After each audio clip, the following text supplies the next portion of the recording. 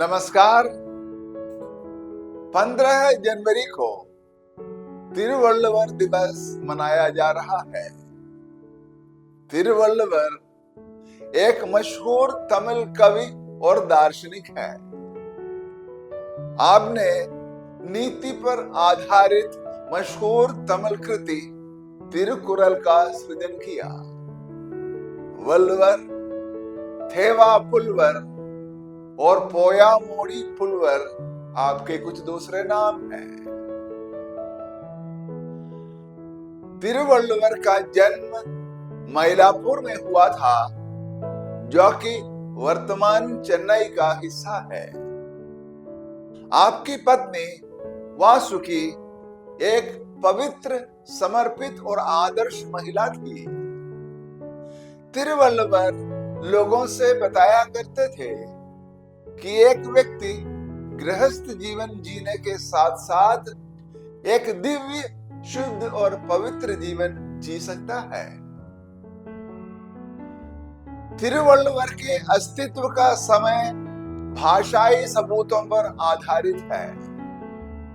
आपके काल का अनुमान ईसा पूर्व 200 और 30 के बीच लगाया जाता है।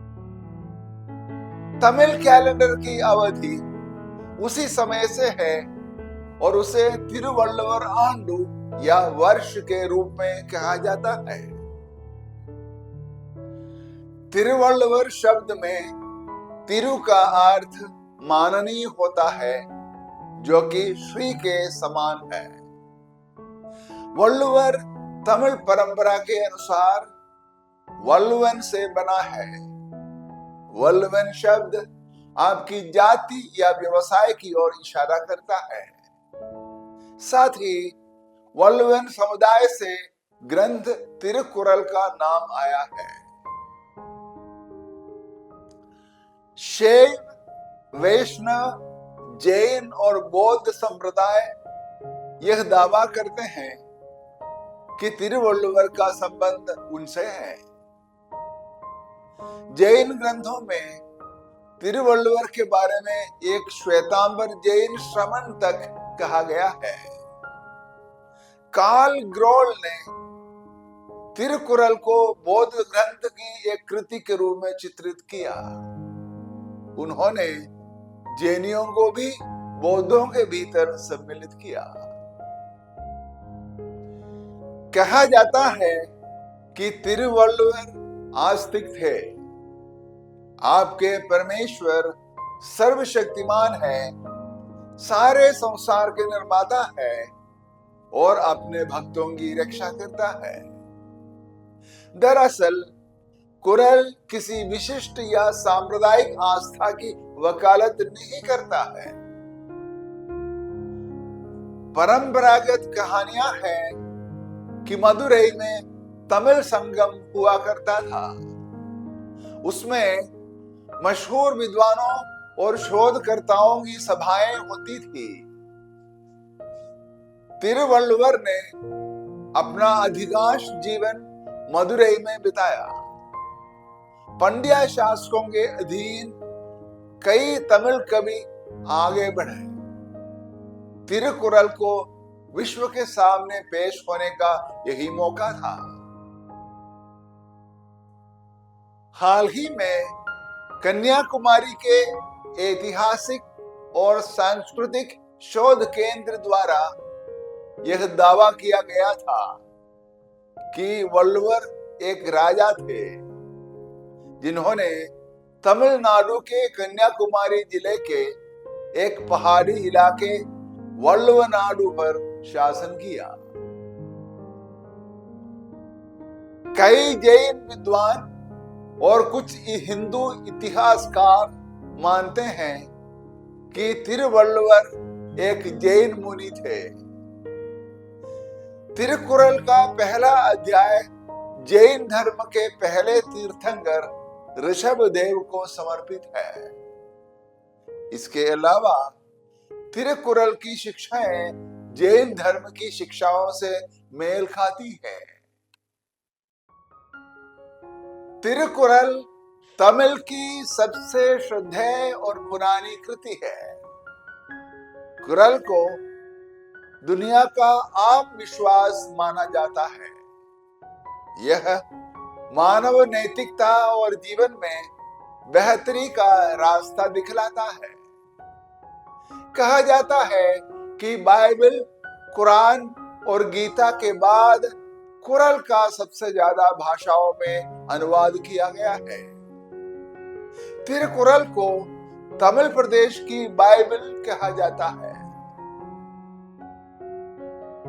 1730 में तिरुकुरल का लातीनी अनुवाद कोस्टांजो बेस्ची द्वारा किया गया।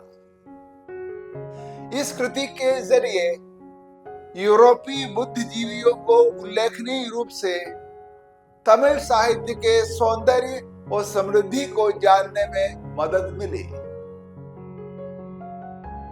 तिरुकुरल 3 वर्गों में बांटा गया है। पहले खंड में अरम, विवेक और सम्मान के साथ अच्छे नैतिक व्यवहार या सही आचरण को बताया गया है। खंड 2 में पुरुल, सांसारिक मामलों की सही ढंग से चर्चा की गई है। तीसरे अनुभाग में इनबम, पुरुष और महिला के बीच प्रेम संबंधों पर विचार किया गया है। साथ ही तिरुकुरल के तिरु का मतलब पवित्र है और कुरल का अर्थ दोहा है। तिरुकुरल के पहले खंड में 38 अध्याय हैं और दूसरे में 70 अध्याय और तीसरे में 25 अध्याय हैं। हर अध्याय में कुल 10 दोहे या कुरल हैं। कुल मिलाकर तिरुकुरल में 1330 दोहे हैं। कन्याकुमारी के दक्षिणी सिरे पर संत तिरुवल्लुवर की 133 फुट लंबी मूर्ति बनाई गई है, जहां अरब सागर, बंगाल की खाड़ी और हिंद महासागर मिलते हैं। 133 फुट तिरुकुरल के 133 अध्याय या अध्याकरम का प्रतीक है और 3 अंगुलियां अरम, पुरुल और इनबम नामक 3 विषय यानी नैतिकता, धन और प्रेम के अर्थ को इंगित करती है। तिरुकुरल की पंक्तियां नीति की बातें पेश करती हैं। उनमें दिव्यता या पवित्रता का भाव कूट कूट कर भरा हुआ है। कुरल की बातें जैन और बौद्ध दर्शन से बहुत मिलती हैं। वे मानवीय जीवन के बहुआयामी ज्ञान और समझ का भंडार हैं। वे पंथ निरपेक्ष तौर पर सबके लायक हैं।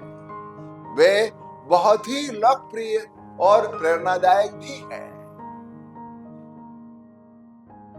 तिरुवल्लुवर दिवस 2025 के पुनीत मौके पर Institute of Harmony and Peace Studies Nai Delhi की तरफ से आप लोगों से मेरा यह अपील है, हम लोग तिरुवल्लुवर के तिरुकुरल की नीतिपरक पंक्तियों से प्रेरणा लें और उन पर अमल कर अपने अपने जीवन को धन्य बना दें। तिरुवल्लुवर की जय हो। धन्यवाद।